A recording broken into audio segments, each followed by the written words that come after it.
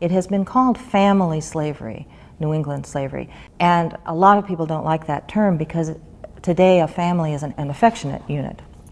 A better word maybe would be household slavery. The family or the household was a patriarchal unit. The father imagined himself to be the household head of an extended family who often lived in the same household, including servants of all sorts, indentured servants or children being apprenticed, and slaves. Whites are in fairly close contact with slaves. This question of close quarters, living with slaves, surprises people in the colonial period, people who are not native to New England.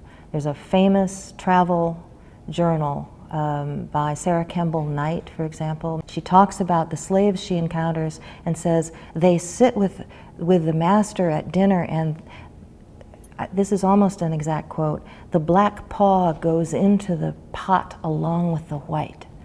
I mean, she's alarmed at the degree of equality that this would imply. Well, of course, it doesn't imply equality. It implies a small household with one or two slaves in a rural area where they're working in the field with the owner and the owner's sons, and they're living probably in the attic or maybe in the cellar, and there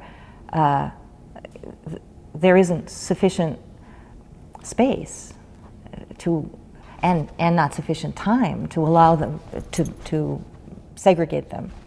You can only do that when you have a certain degree of space and time, and more like a southern plantation. So she's alarmed. So in other words, they're living and working with whites.